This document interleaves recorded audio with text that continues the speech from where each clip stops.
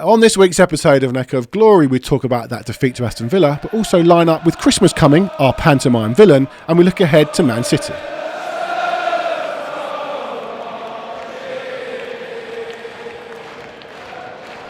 Welcome to another episode of An Echo of Glory. Joining me as always, Gary Diamond. Good morning.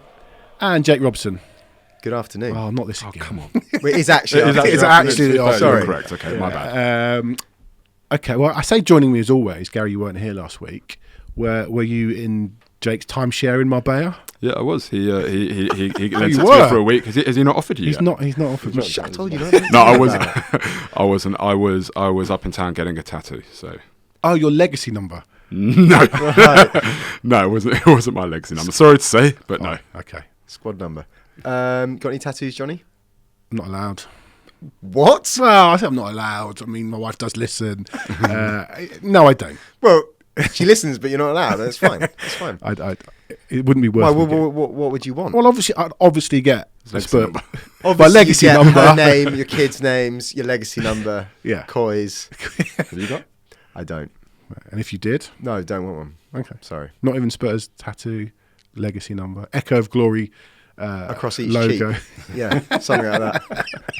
Okay. Listen here. Like and subscribe. Like and subscribe. Written across your chest. So when you're out in Marbella, people can see it.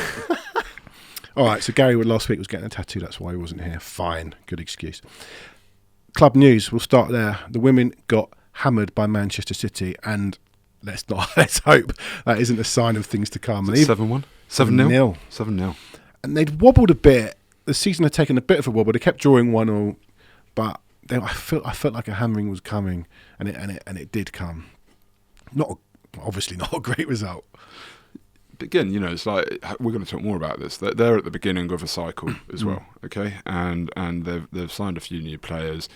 Ultimately, the philosophy of the football that they're playing this season has been better, and I think you just got to give them a bit of time. I think they're probably ahead of where they would have expected to be at this point of the season. So, yeah, you've got to take everything in context. Yeah. A little bit of club news. Sad passing of Terry Venables, former manager, player, bit of a legend at the club, and they did their minute's applause, and his name was sung before the game on Sunday, which was great to hear. Memories of Terry for me, the '91 final. Yeah, I mean, obviously the cup run, the semi-final, the final. Obviously, didn't see him as a player for Tottenham, but as a manager, he's the last manager to have won the FA Cup for Spurs. Yeah. Euro '96, England manager was still to this day probably the best international tournament that I've seen. That picture or that image of him when we lost on penalties kind of sits with me. He was so sad. We were all sad. If you look at Venables, he knew that we'd have gone on to win that. Yeah, we'd have beaten the Czech Republic in that final. Yeah. Look, he was. I think at the time that he was a manager, he was probably ahead of his time in many ways. I don't know if he would be that in today's game, but certainly then he was one of the first managers that wasn't, I think, the throw your teacup scream. He was more arm around the shoulder and motivational, and the players really respected him. And it's a tragic loss to Tottenham and to football, and nothing more to say about it. I've said this before. I so wish I was old enough to have been remembered the '91 Cup final. Not only because it was the last Cup we won, or the FA Cup we won, but yeah, just for Tottenham now to win the FA Cup would be huge, wouldn't it? I mean, I guess then we did it a bit more often, but to have some of those players as well, he got a tune out. I mean, Gaza didn't play in the final, but he got a tune out of Gaza for England. He did play in the '96. Sorry, no, he didn't. He went off. He went off. He went crazy. He got a tune out of Gaza. Then he got a tune. Euro '96 was the first tournament I properly remember. Right. What a time to be alive. And Gary Neville said this week that he was the best, or something along the lines of tactically the most astute England. He said England. I don't know if he said English or England coach there's ever been. I mean, you don't get much higher praise than that. This is what I was saying. Like, I feel like he was ahead of his time when he was a manager. He was much more closer to the sort of managers you see today than what you saw back then. Testament to him. Yeah, so great footballing brand. 142 appearances for Tottenham, won the FA Cup as a player in '67, led us to the Cup final success in '91. Managed Barcelona, shows how good he was. got the nickname El Tel. Do they call you El Jake when you go to Marbella? Yeah. Yeah. Why haven't you been all this time? You never see me in all the tabloids. So a real loss and a great manager. But after the nice applause and the song came the game, and this is how we lined up. Vicario in goal, Porro, and then some more right backs and left backs. Emerson, Davies, Udogie. More right backs. Some more right backs and left Right backs. backs, A few anyone? right backs and left backs Couple of just full backs. scattered around in there. But Benton, Kurla, Celso, Johnson, Kulusevski, Hill. You going to say it? Oh, Jimmy. Oh, Jimmy. And Son up front. So he went back to the 4-2-3-1 after the disaster of the 4-3-3 against Wolves. Well, a disaster, but it became one in the end. So looking at that team, there wasn't a lot he could do. I know Gary's going to disagree with me. At the time, I was like, I wonder why he's not played Højbjerg, but it was correct not to play Højbjerg. Højbjerg was obviously a sub. The subs bench was ridiculous. And I guess they were going to run Bentancur in the ground for 70 minutes and then bring Højbjerg on. And the talk is that he had a sit down with Dyer and basically went, "You're not for me." And you can see on the back of this team he'd rather play fullbacks at centre half than Eric Dyer.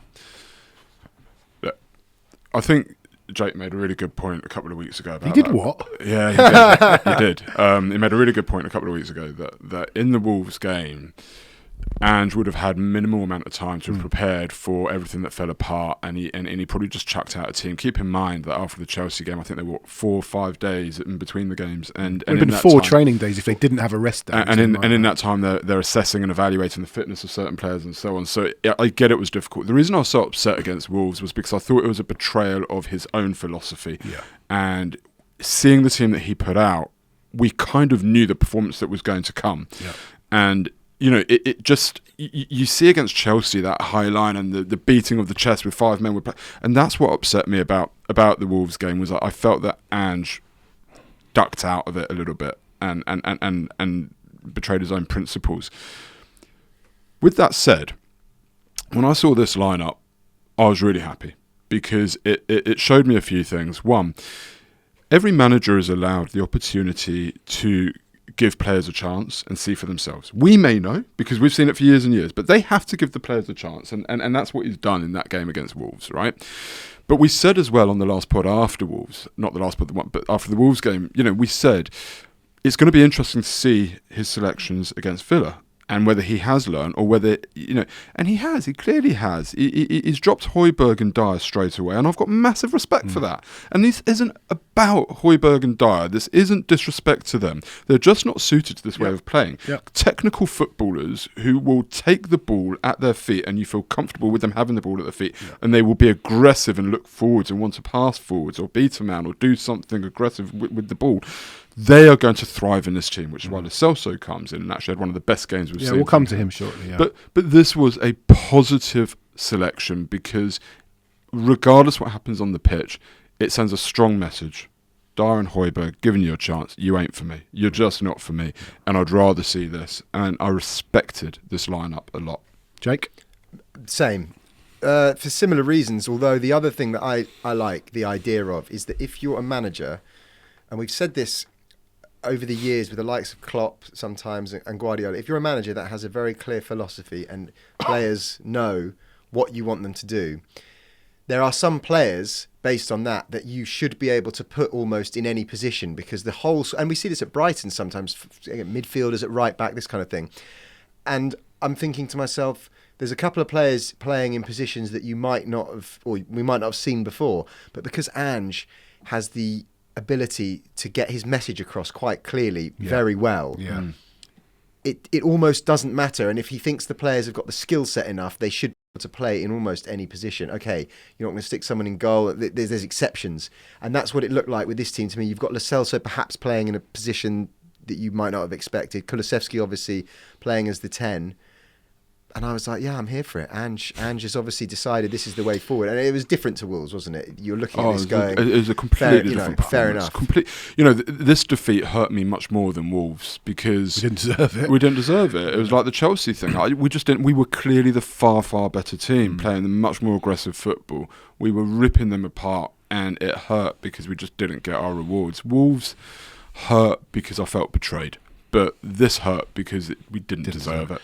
So the game itself, could have been 2-2 after 15 minutes. I remember Udogie missed a chance. I think Kulusevski hit the post. They had a sort of a good chance when Matty Cash missed a sort of a header at the far post, and then Pau Torres missed a really, really good chance. But we cut them open a few times. They cut us open a few times. The first 20-25 minutes was mad, absolutely mad. And then we take the lead. I mean, it's champagne football, some of that stuff. There was the one where Kulusevski sort of Cruyff flicks it to Hill, and Hill probably should have done better with the shot. You know, we had a couple of others. I'm looking at it, and actually from where I was sat, I sit on the same side as you, isn't it? East upper, towards the away fans. So I'm looking right along our attacking line, and you've got Kulusevski. At one point, he was playing all over the place in that first 20 minutes. He's a bit out wide, and he's running into the middle. You know, you got interchange of the players. Johnson was over on the other side for a bit, and then he came over onto the right. And I'm thinking, I think it was like I think it was similar to the Luton game where Ange, he knew Villa were going to play high. So let's go out and put this game to bed early. 1-2 could have been, and that means Villa have to change their style. We're not. I want to come to the Celso in a second. I'll jump ahead to. We're not taking. I don't think we're taking enough chances. 25 goals from 13 league games.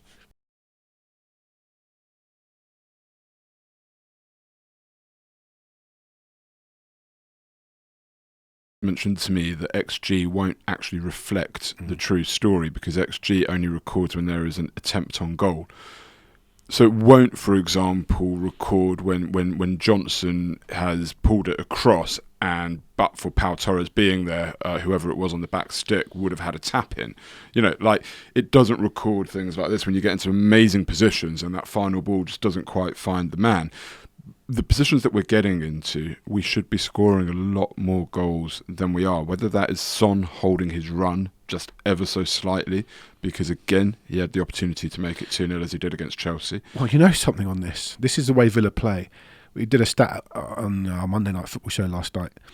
Villa have caught, since Emery took charge, have caught teams offside 165 times.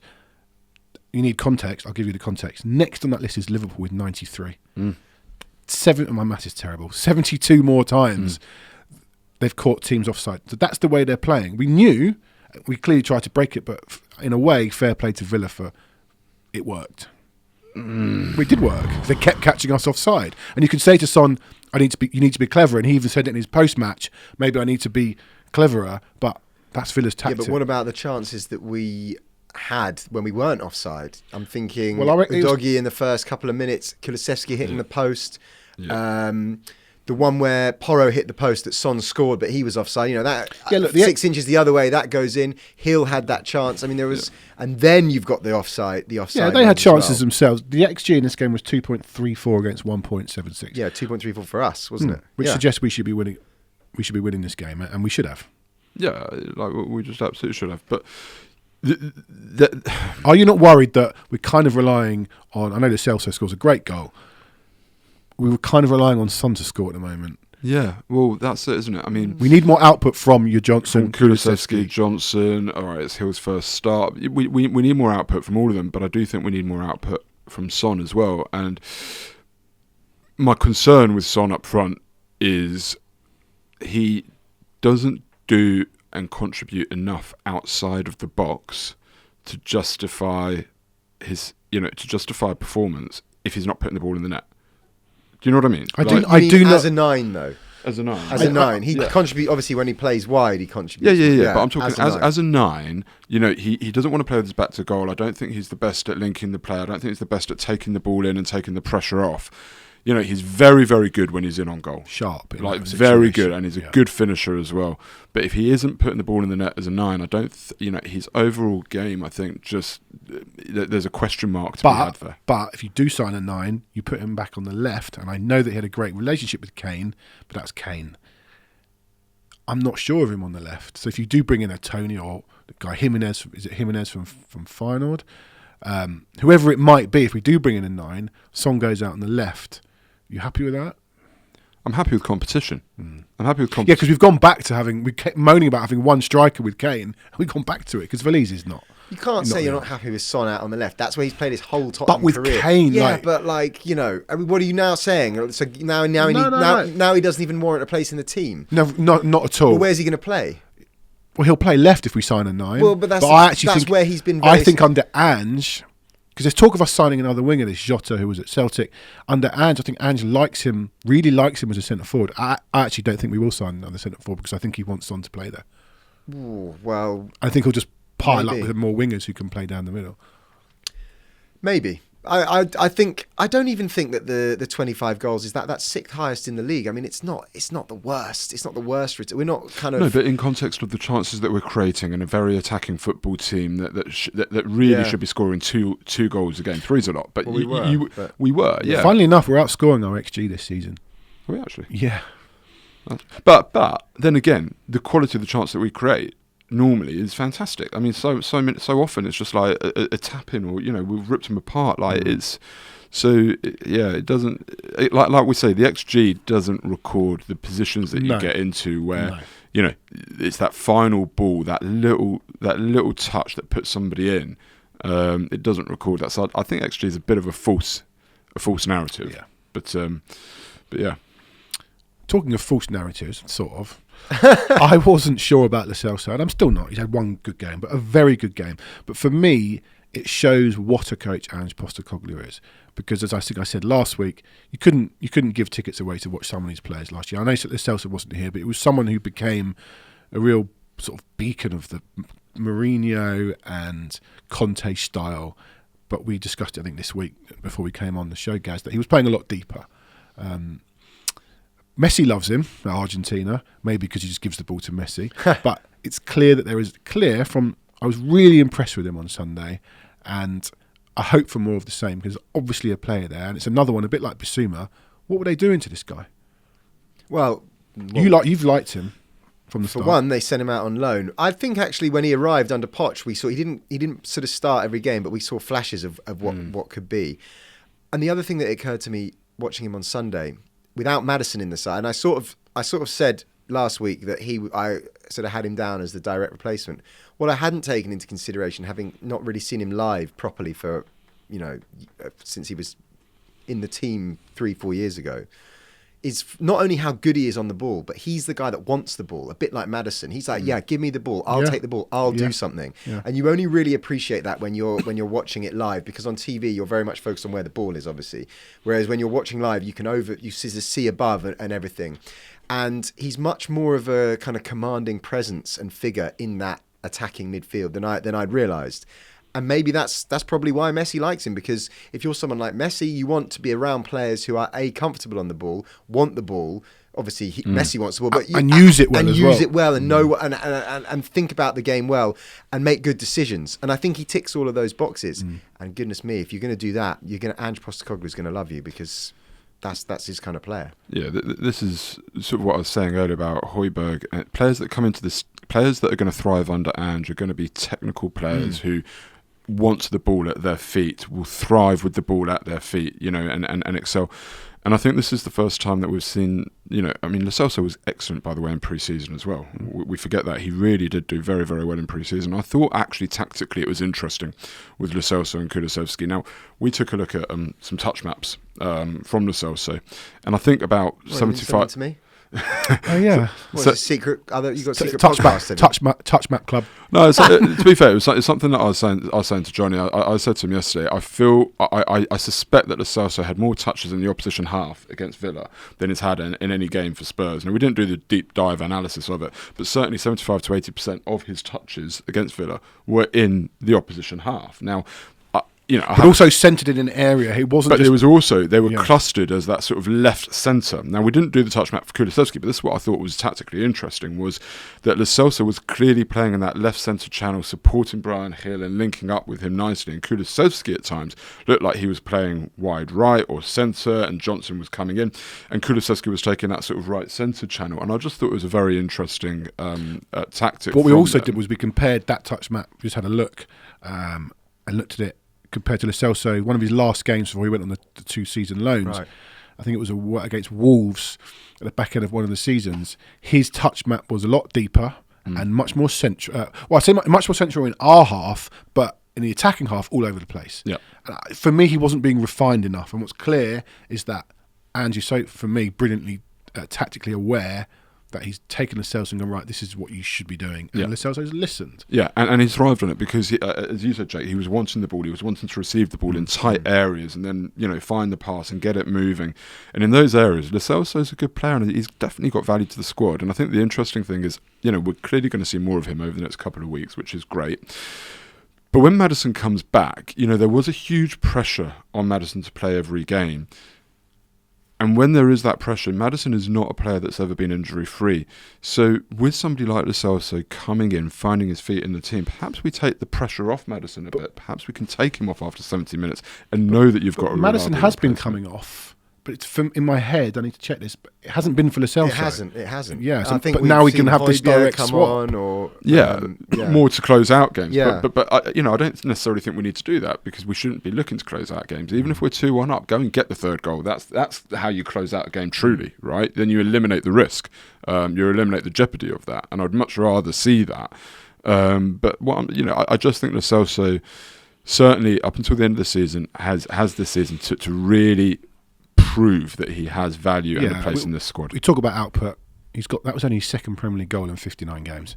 We need a little bit more, but we'll get more. But his first Premier League goal in an attacking team. Correct. So we know that Ange is tactically brilliant. One other thing I want to point out: we've lost 3 games in a row, and everyone's laughing at us. Ha ha ha! Isn't it funny? We told you. You said you were going to win the league. Well, it's going to be 4. It's going to be 4, and we never said we were going to win the league. You guys all said, not you guys, the media, the social media. You told us we were going to win the league. We knew this was going to happen at some point. It's just happened very quickly. There's no context to any of this. We've got so many injuries and suspensions. But again, forget Wolves, the way we're playing. And something happened on Sunday that made me just go, Jesus, this guy is brilliant. The way they're doing what he wants. We won the ball back just outside our own half. I think it was Emerson. And Johnson was wide right at the time, and a Villa player closed Emerson down. A very simple pass around him to Johnson was on, and we'd have been on the break. And I looked at Emerson, he looked up and he saw Johnson, and I thought, well, he's going to give it out there. And he didn't. There was a pass inside to Porro, which had to go through 2 defenders, which was a risky pass, and he made it, and he passed it through to Porro, who turned in the centre of the pitch, and the whole game now opened up. And we went on the attack, and Porro sort of drove diagonally into the centre of the pitch, and I think he played it out left. For the last 3 years, that ball would have gone out to Johnson. He'd have had 2 things to do, either cut inside and make a simple pass or try and take his man on, but he was alone. And that made me that moment, I just realised what we're trying to do, and there's no context at the moment to these defeats. We were brilliant on Sunday. Well, there is context. It's the lack of... But only from within. Only from within. I don't think journalists are giving... They're all talking about Newcastle's 15 injuries. Yeah. Barely anyone's talking about our injuries and providing context to the 3 defeats. Yeah, no. And also, after 13 games, 5th, 4 points off top. Yeah. We'd have taken that at the start of the season. Yeah, we're quite fortunate we have that credit in the bank. Well, but we do because we were good. And you're going to lose games at some point. If you dot the 3 games we've lost not in a row, just scatter them amongst 13 games, no one's talking about it. But I'm actually glad we didn't, because it shows how good we actually are when everyone's available. And you can't have everyone available all the time. It's just happened as a complete cluster. It's exciting prospect, isn't it? Yeah. When Bissouma comes back and when Maddison's fit, we've got Bentancur and Lo Celso. I mean, Ange must... That's why when he came in and he looked at he said in one of his first press conferences, I think there's a good group of players here. And I think a lot of Tottenham fans were calling for loads of changes, and obviously he's brought in 1 or 2 that have made a massive difference. But the sort of overhaul that people were suggesting was needed maybe wasn't necessarily there. Yeah, I think it's a really interesting point, the one that you made about the ball that Royale played. It's interesting for a couple of reasons, because actually the equaliser against Wolves came from Dyer trying to play that bend it round, down the line, traditional sort of ball that you would expect, and getting it completely wrong. Whereas Royale's picked the ball up, and I remember it, and he split the 2 men and went into Porro, who turned, and the whole pitch opens up, and it's very hard to defend against. Now, you go out to Johnson, teams shuffle across, and they close that gap, and they start, and that's the traditional way. And I was thinking when we were playing Villa, I was watching them, and I was watching how we were attacking and how they were attacking, and I was thinking their attacks look very formulaic. They look very mechanical. Yep. And there's nothing wrong with that, because they do it pretty well, right? I can't remember which manager it was, and I should have done my research on this, but I can't remember which manager it was. Too busy getting tattoos. So, a manager earlier this season had played both Spurs and City, and they said the problem with Tottenham, and they're the only team that does this, and City are brilliant, but the problem with Tottenham is you just don't know where the runs are coming from. You just don't know who's popping up in the different areas, and you can see that in the first 2 minutes with Udogie going through on goal. I mean, that's madness. That's madness, right? And I think it's true. This is the way that Postecoglou wants to play, and that pass into Porro means that teams can't shuffle over and close channels, block off avenues, passing lanes, all of the sort of stuff that we regularly talk about. They can't do it. Because once that ball goes into Porro and you've broken that first line, that first press, and Porro turns, he can go left, he can go right, he can go through the middle. How do you defend that? And it is unbelievable to watch. And in the context, we want to put context around these 4 games that it's going to be City. The context is this. Ange is here for 4 years. We are 10, 11 games into this? 13. Okay, we're 13 games into this. If we qualify for the Champions League this season, we are ahead of schedule, without wishing to sound like a gooner, okay? But we are ahead of schedule, and I'd say by some way. If we qualify for the Champions League this season, playing this brand of football, then God help me, I can't wait for the next 3 years. I can't wait anyway, Gary, wait for it. Qualify or not. Because the recruitment looks good, the squad will be built better, we're doing it in the right way, and the football...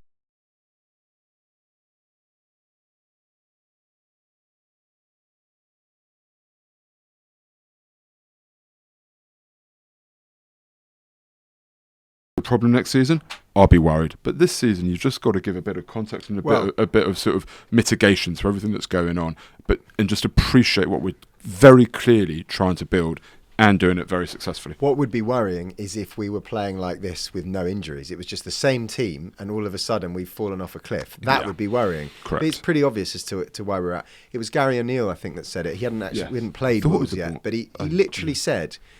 City, you can. He said literally, City, you can almost predict in a way. They're very good at it, but you can almost predict. But he said, the way Ange is playing, it's just, and that's what I was saying. Where I was sat up above, you've just got players running in all different directions. It's Should we talk about a villain, but with an eye?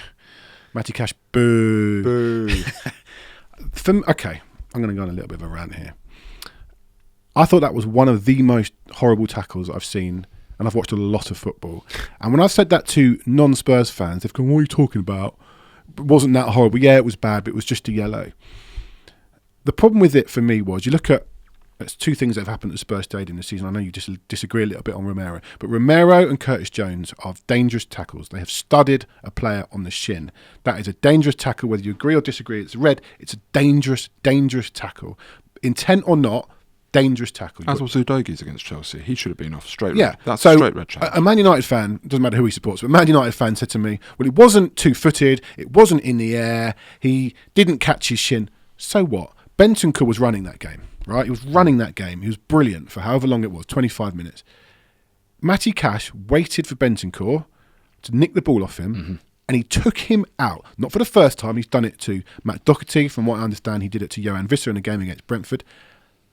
Now, I can understand why Rob Jones, the ref, didn't send him off, possibly. VAR should send him off. And I think if you've got an ex-player in the VAR room that day, I think they probably do send him off. Because for me, it was such a horrible tackle because of the intent. Forget the fact he didn't stud him on the ankle or whatever it was.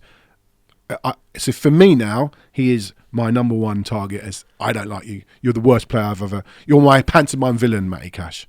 But then the problem with that is, and I don't know, we probably didn't want to get into this, but then where do you see the red card in the Tottenham-Liverpool game where all the players were saying, not the Jota one, the Curtis Jones, where all the players were saying, yeah, but there was no intent, it's not a red. Dangerous. That's what the ex-players were dangerous. saying.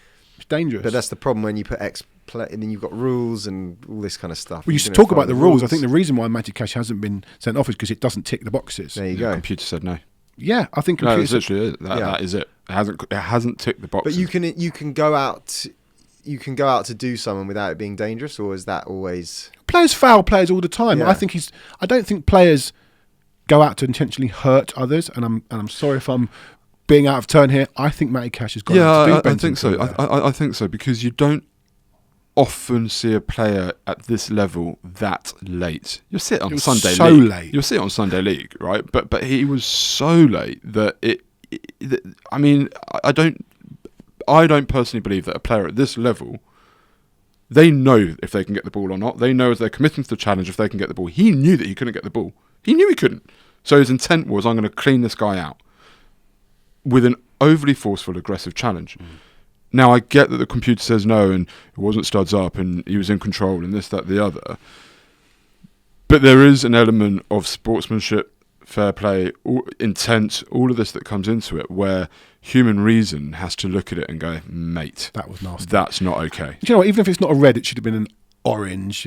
Well, the problem is, he then makes a foul on Udogie 5 minutes later. Exactly. So I think he should have had one more. You say to Matty Cash, you've got none, and by not sending him off, he gives Emery the option to take him off at half time. Correct. Why are we safeguarding Matty Cash here? Boo. Why are we safeguarding him? Done nothing to help Bentancur here, who's now out again, bless him. There's some talk he might be okay, we'll see. Nah, nonsense. He should have been sent off. The Udogie tackle wasn't even that bad, but he should not have had but he should have one been on more. An absolute tightrope. Yeah. He shouldn't have been allowed to touch on it. It should. Yeah, you're right. I think it's an orange. Right, it's an orange card if there were such a thing. But once you're at that limit, the next one doesn't matter if it's something or nothing. You're off, mate. Yeah. Anyway, I've had enough of talking to you about Spurs Villa. Should we get another Spurs voice, an expert on the show? Yeah. Right, let's do that now. Delighted to now be joined by journalist and Spurs fan Seb Stafford Bloor. Seb, thanks so much for joining us. Oh, thanks for having me. So we've been talking in the studio here. I thought it was time to get an expert on. I wanted to get your thoughts on really the first 10 and a third games for Spurs, and then the sort of implosion against Chelsea and what's followed since, and where you see where we are and where we might be going. I've really enjoyed it. I think that's my main takeaway. If you remove the last couple of games and some of the little frustrations and disappointments from that, I think the tone of the season and the sense of bravery, courage, exploration, tactically, it's been such a breath of fresh air compared to the last couple of years that whilst obviously losing 3 games in a row, losing that game to Chelsea, it's full of little grievances and things which I really hated at the time for different reasons. But overall, it's just gone so much better than I thought it was going to. I think you're right. The game on Sunday, we were applauded off at half time, despite the fact that Villa scored just before half time. I think in years gone by, there'd have been groans.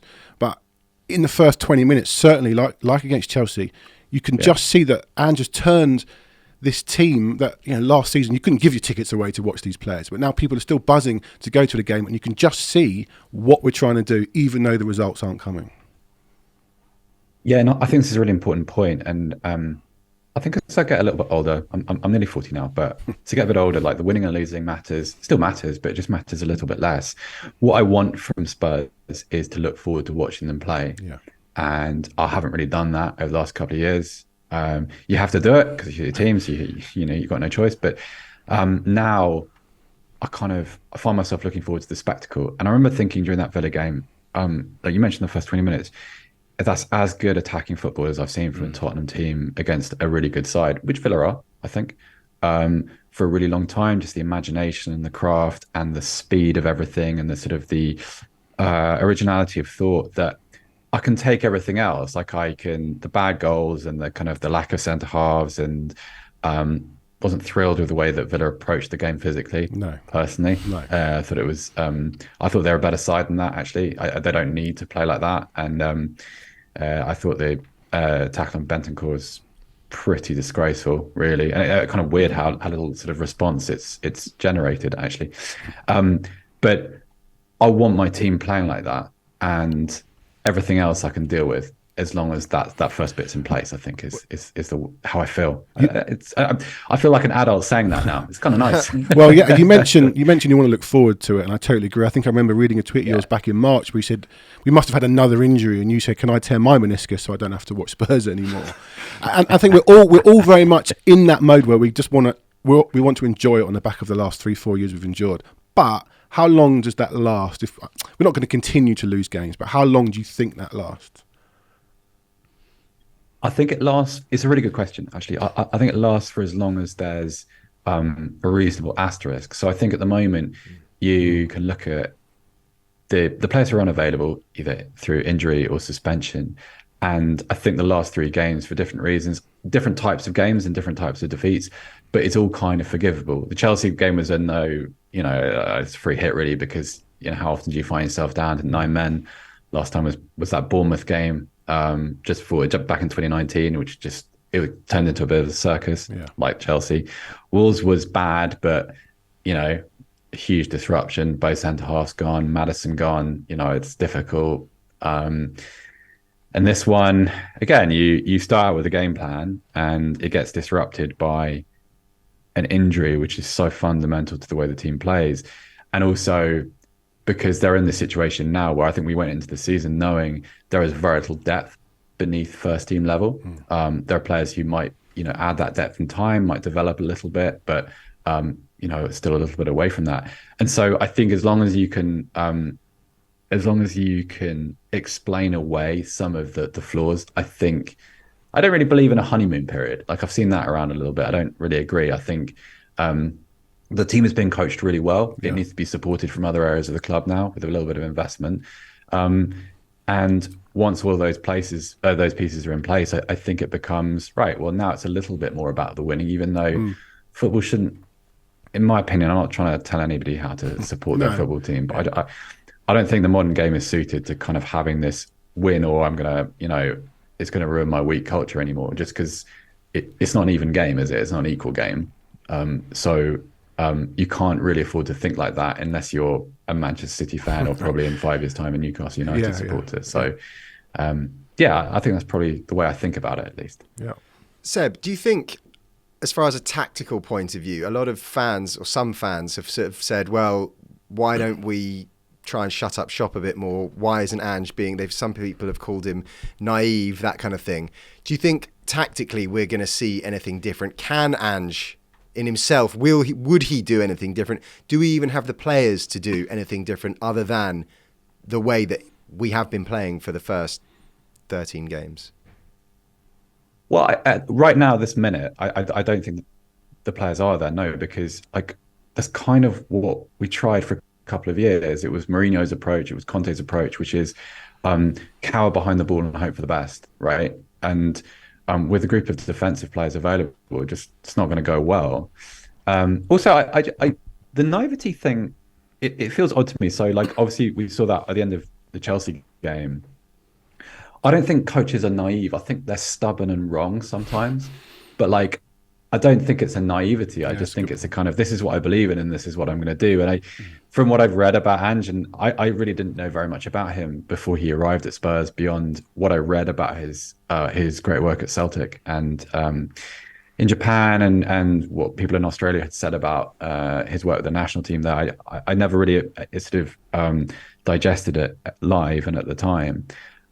He's someone that's not going to sort of scale back his conviction. So it's kind of, I don't see it. I'm not sure we're going to see sort of, even against Manchester City, which kind of the terrifying thought, right?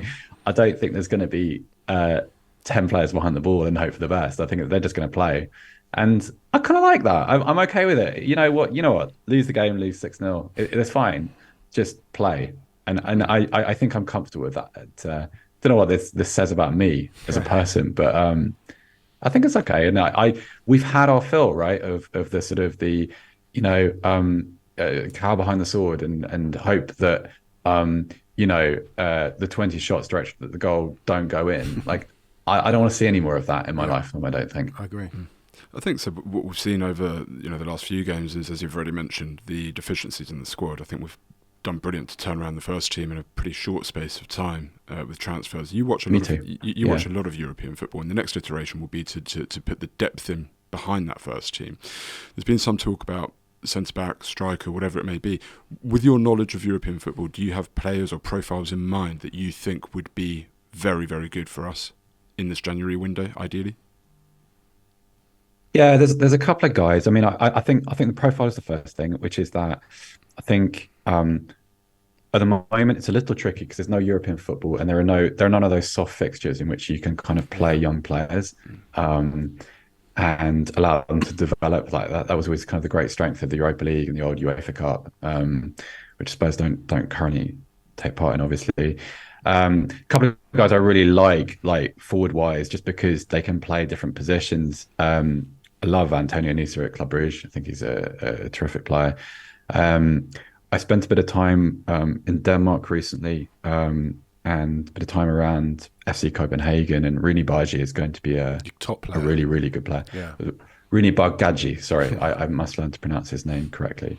I don't think he's going to be like a stratospheric Lionel Messi type, but he's going to be a very good player, and I think he suits the kind of things that kind of tactical approach that Ange Postecoglou has shown so far, and would really flourish in that system. Also, you're not bringing in someone who's going to expect to start immediately. You're just bringing in some depth, players to grow.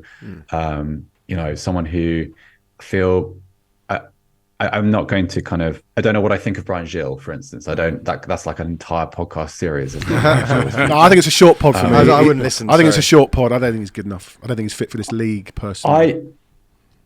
We know what, the first thing I'd say about him is lock him in the weights room for a month, and then we'll have the conversation. Yeah. Just because it feels like he needs to be reconditioned. Yeah. I don't know if that's fair. I think he's a good footballer. But anyway, then so like one of those, if possible, would be lovely. And then because also eventually Manor Solomon's going to be fit again, and even Perisic maybe not. I guess not quite sure of the severity of that injury or what the projection is.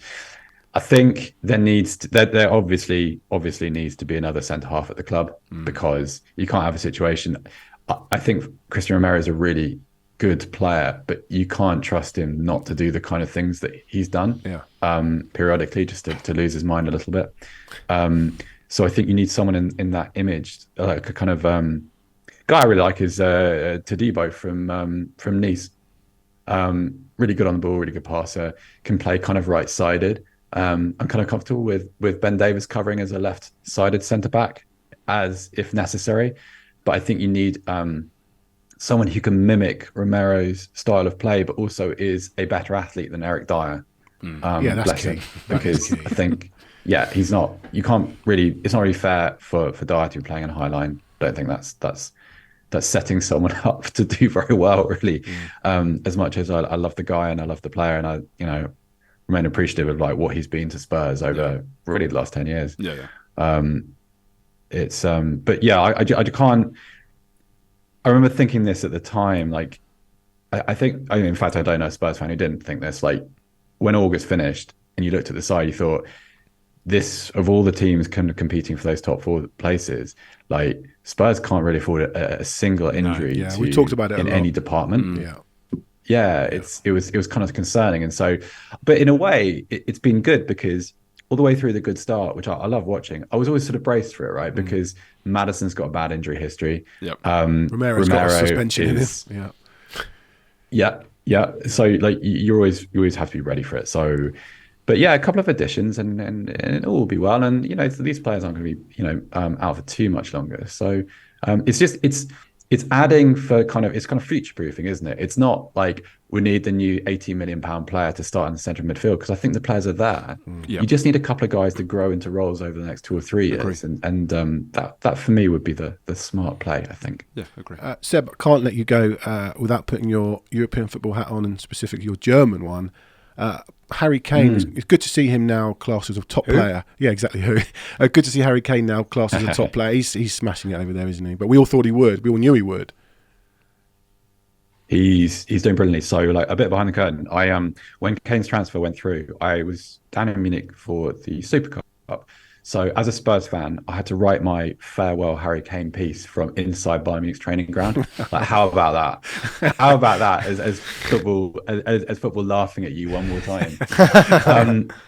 But he's been great, and I actually I tried to go to a Bundesliga game most weeks, and I was at the Dortmund Bayern game a couple of weeks ago, where I spoke to Jamal Musiala in the mix zone afterwards and asked him, like, is he better than you thought he was? And he was like, yeah, absolutely. Like, the thing that you hear again, and that he said at the time, and I'm paraphrasing him a little bit, was knew how good a finisher he was, had no idea how hard he'll work for the team, and what an asset he is outside the penalty box. And that's been one of the big sells. And the big kind of talking points in the German media is not the goals so much, even though his record is brilliant. It's that when Bayern aren't having it their own way, which they don't always. I know what the league's reputation is, but it's not quite fair. Kane is someone that wants the ball and will contribute in different ways. He won't just one of the knocks on Lewandowski, amazing goal scorer though he was and still is, was that he didn't really do anything beyond score goals. Whereas Kane, obviously, I think is a much broader footballer. And I think they like the human being as well, guys, because that Bayern Munich game, that Dortmund game, he scored a hat trick, and he came out of the dressing room afterwards, and we're all standing there, and he's got his match ball in his plastic bag, and Harry, is that the match ball? Yeah, it is. It's completely unaffected. Like he hasn't carried himself as a superstar. He's been willing to do to embrace Bavarian culture, because it's a little bit different too. Bavaria and Germany are a bit different, and he hasn't shied away from that side. And I think people have really, really taken to him as a result, which with my Spurs hat on is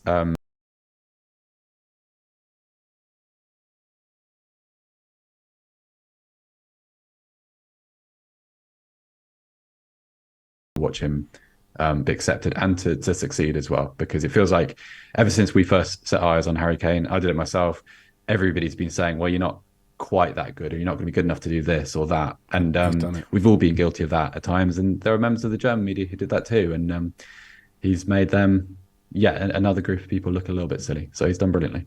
Good, and hopefully Spurs will continue to make the media silly because they think it's already over for us. But I think listening to your positive thoughts, and listening to your positive thoughts, I think there's a long way to go. And once we get everybody back, we'll be fine. Seb, it's been great to talk to you. Great to get your thoughts. And here's some more. Thanks very much for having me on. It's been a real pleasure. Enjoyed yourself.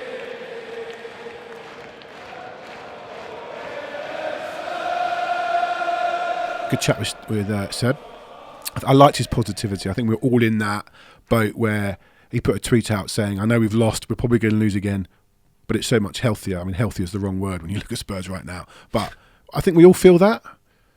Absolutely. I mean, it's just great, isn't it, going to you're now looking forward to the games.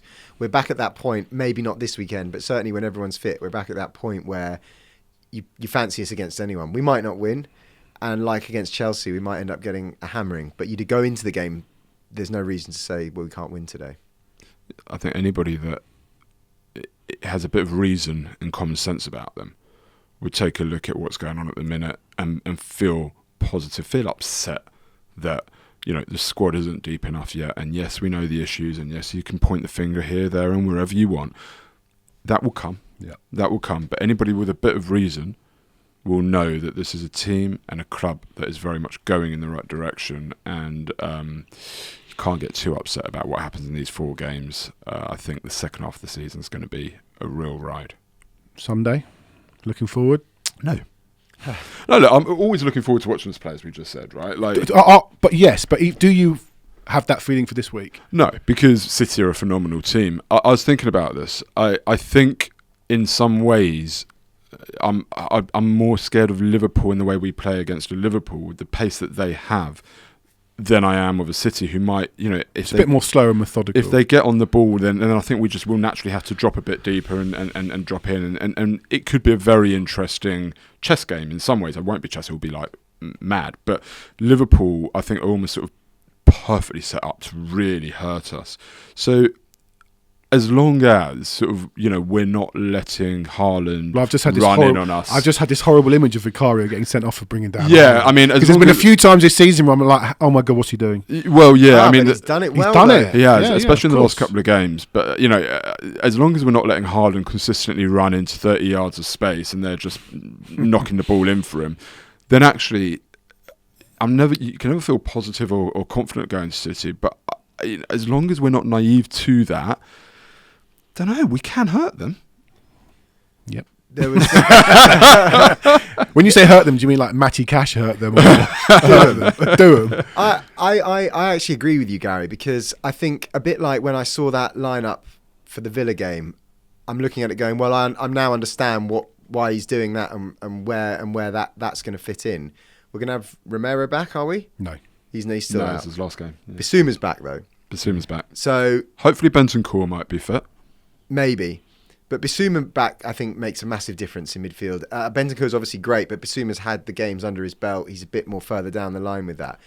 And as much as City are obviously fantastic on the ball, they've got a history of being pressed and being successfully pressed, not least by us in the game. Was it last year or... Well, we were 2 up and lost 4-2. What was the game where John Stones made that really bad error? Well, it was Harry Kane's record goal, and all it was Højbjerg of all people pressing and nicking the ball. At home. No, that was at home. I'm talking about the game at theirs where we pressed them. I think it might have been the 3-2 win. Yeah, maybe. And I'm thinking, hold on a second, we're doing City at their own game here, Yeah, and we had Kane at that point for me was on the top to finish. of But his I'm game. talking about the way you press them from the front, and we will definitely do that when they get the ball out wide in their own third. They'll have Son and Kulusevski, and they will be closed down. I think when you're playing City like that, and I don't want to go back to that guy again, but the way Kane played that day away, it's all about getting the ball out your feet, turning and putting the others in, and Son's going to have to do that. Correct. But the point is we have a chance because the way we will play... We've got a chance going one way. I just worry about it the other way. That's the problem, the other way. The only thing that I would like to think is that... And Villa didn't do it that much. They weren't pinging balls over the... We weren't getting done over the top with the high line. The thing that did us against Villa was set pieces. Yeah, because you it had was the Torres very header that short. he missed. Yeah. You had the Watkins header in the second half that went across the face of the goal they probably should have scored. Obviously, the goal that they then did score from, which was a stupid free kick. So you're saying Villa could have scored 5? Well, they could have done, Right, but okay. mainly from set pieces. So Okay. that's the thing is partly the worry because Ben Davies and Emerson Royale as centre backs in the air. It's a short team. It's a short team. It is. And the other goal, I think, was just a bit of genius, really, in the middle of the park, sort of from two. It's a nice bit of interplay. It was a good Nice goal, bit of interplay, a really quick finish. He's finished it without taking much time. I think that would be my. I don't see them kind of playing balls over the top and that being an issue in that sense. By the way, it's not the way City really play anyway. By the way, Son, who we've spoken about a lot today, has a phenomenal record against City. He likes playing them. He really does like playing them. My laptop's packed up because I was going to give you a stat. And the I think a lot of the time where you win or you lose against City is in, and it's that old cliche, is in midfield. And one area we have got it, I think, I wouldn't say nailed, but I'm much more confident of us this season than say last season. Yeah. Is in midfield because it doesn't almost, as we saw at the weekend, Lo Celso's going to play, isn't he? Bissouma's going to play, and then it's potentially Bentancur, potentially Kulusevski plays there again. And I don't feel that we are, especially as De Bruyne is not fit, they don't have Stones. Obviously, they've got good players, but I don't feel that they're gonna completely boss us in midfield, and I think that's important. Got a stat now. Want it? Yeah. Yeah. Is it a positive one? Yeah. So Son scored 7 goals in 17 appearances against Man City. He's only scored more against West Ham, which is good with them coming up. Palace, Borussia Dortmund, that would include Tottenham and We're not playing them this Leverkusen. season. No. Leicester, not playing them this season. And then Southampton, 12 in 7.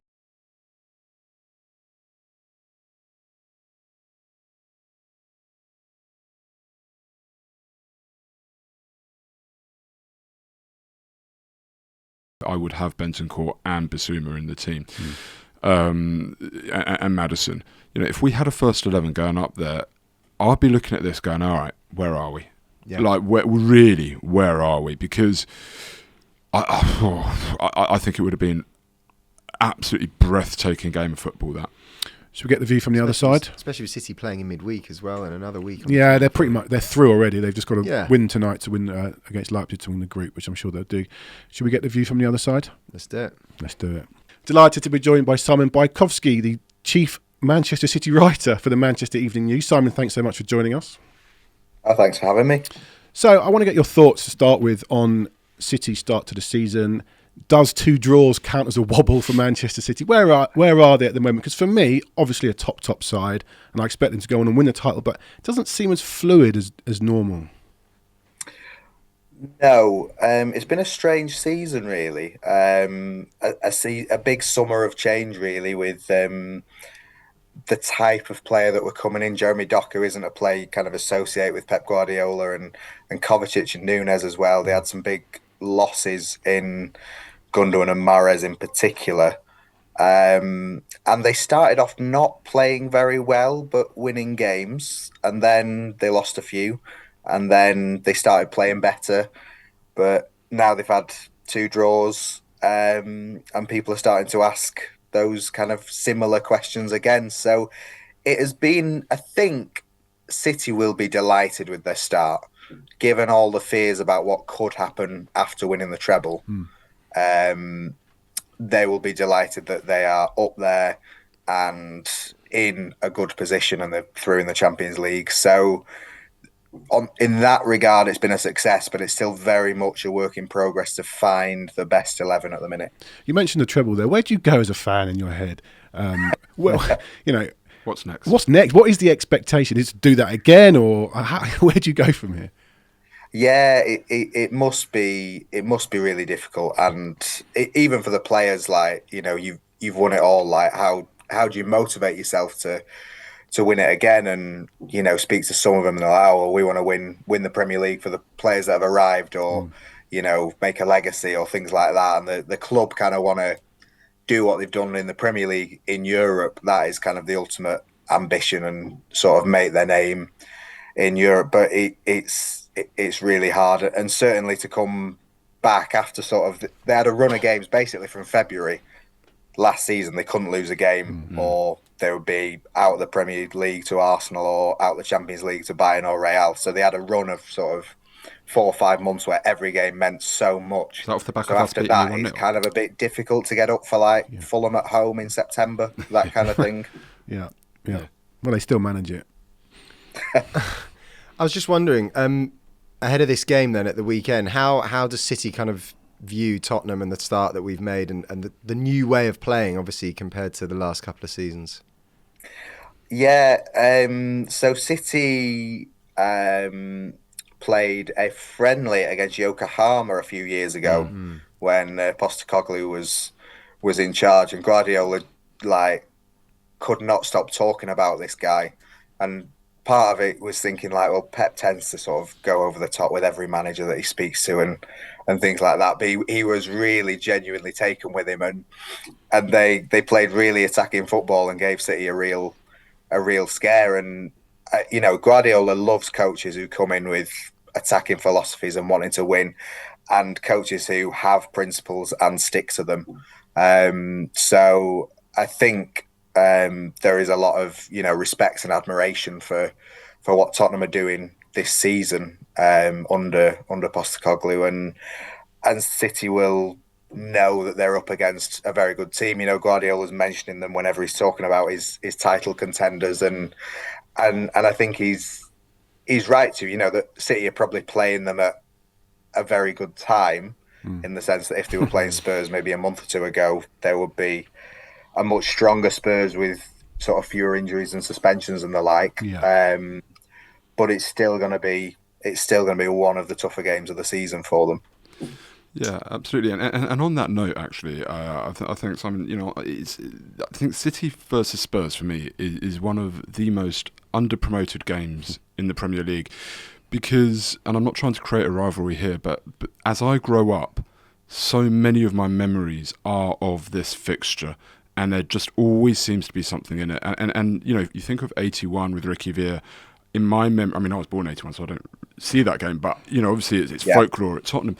I remember 93, Naeem's hat-trick at Main Road in the FA Cup, and the police coming onto the pitch. I remember White Hart Lane 3-0 up in the FA Cup, losing 4-3. We were discussing that the other day. I was at the Etihad Stadium when Crouch scored 1-0 in that Champions League knockout, the quarter-final. I was there again. There's so many memories. 2-0, Steve Malbronk and Jermaine Defoe in the 6th round of the League Cup when we had Zakora sent off. Just so many memories of this game. It always throws something up. It's a wonderful fixture. It's one of the fixtures I always look forward to. But what is it between Spurs and City, do you think? And how does City view Tottenham just as a club and this fixture as a whole? Because it's given me some of the best moments of my Spurs sporting career. Yeah, and kind of going further back, City have today unveiled a statue to Somerby, Bell and Lee, and they're known for the team in the late 60s, which included the ballet on ice against Spurs, which is a game that a City fans of certain age will just wax on and on about, because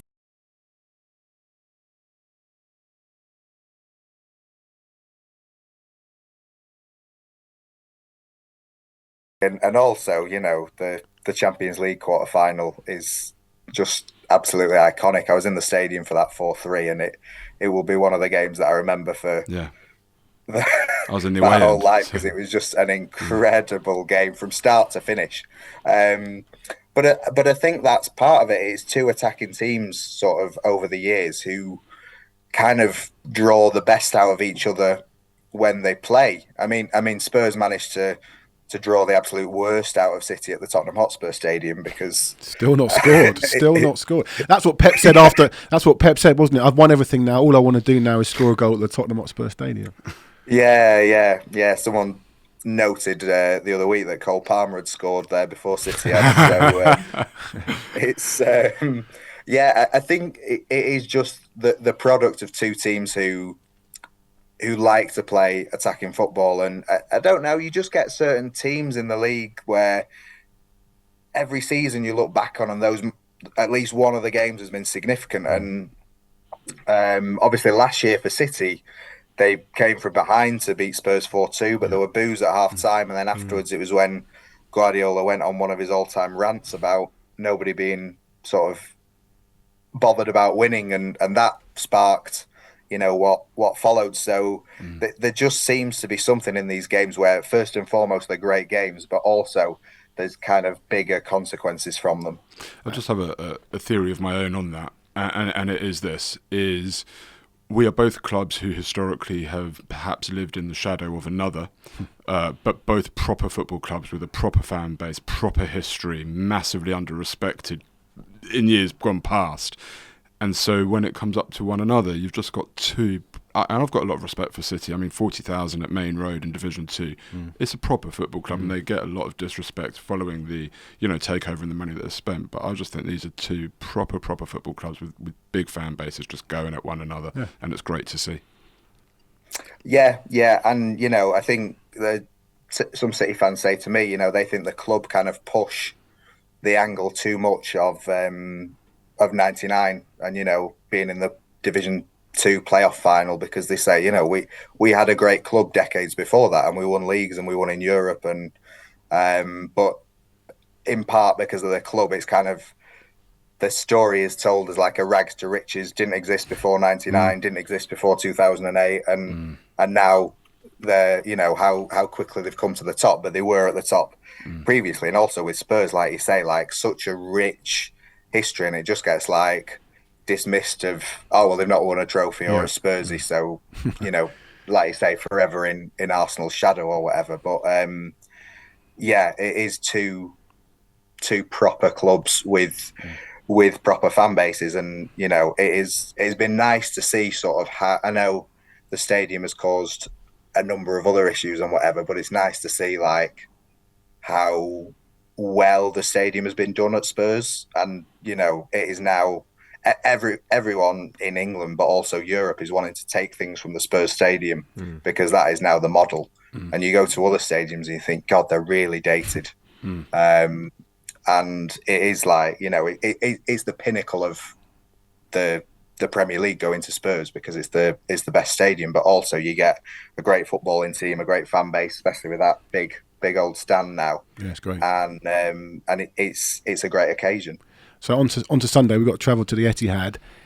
It's, like I said, a little bit of a wobble, 2 draws, but against 2 top sides, so it isn't. But did you know it's over 6 years since City went 3 Premier League games without a win? Is there any chance for Spurs to do that on Sunday? No Spurs chance. Reserves, patched up Spurs. No chance. Yeah, I think so. Not to get the violins out for City, but they have plenty of injuries as well. And I think you saw against Liverpool with having De Bruyne, Stones and Grealish out. It wasn't that they couldn't put out a good first team, but they just had no one on the bench. So in the second half, when they could have brought someone on to see out that game, they didn't have anyone. So yeah, but did you see our bench against Villa? I nearly took my boots, Simon. Yeah. So I think if City are to win, it will be the starting 11 that do it, and it's a great starting 11. But there won't necessarily be the game changers off the bench. But City at home, Liverpool was the first game they've not won at home in 2023. Yeah. in all competitions. Like, they've just been a different beast at home, and with it being a later kickoff on the Sunday, there should be a better atmosphere, and more in City's favour, unfortunately for you guys. Go on, then. No, I have no expectations. No, we've got no expectations. No expectations. Go on then. Quick prediction. It can be as nasty as you want. I think it might be 4-1, but knowing Take that the goal. you're Take the going goal. to get 3 points in the return game. So We'll trade that. I'll take that. I'll take that right now. Yeah. Great, Simon. Thanks so much for joining us. As I always say, good luck to City for Sunday, but I don't really mean it. But, great to get your thoughts, and thanks for joining us. Cheers, Simon. thanks, guys.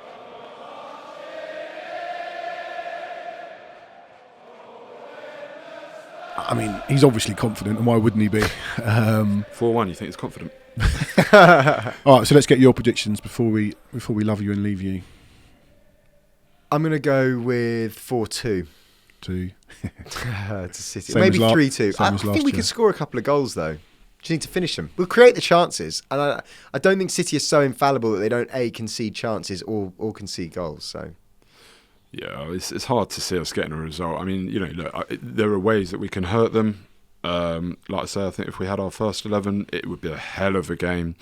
We're carrying too much. I mean, Simon mentioned there, City will be the first 11 that wins us, and it won't be what comes off the bench. But the same is true for us. If our first 11 doesn't do the job, whatever they've got coming off the bench, I can assure you, is going to be a lot better. So he says, it won't be coming off the bench that City win the game, but it will be or it could well be, because whatever they've got coming off the bench will be much better than what we've coming off the bench. And their players have completed more 90 minutes than our players have completed 90 minutes. have a look at their bench at the weekend.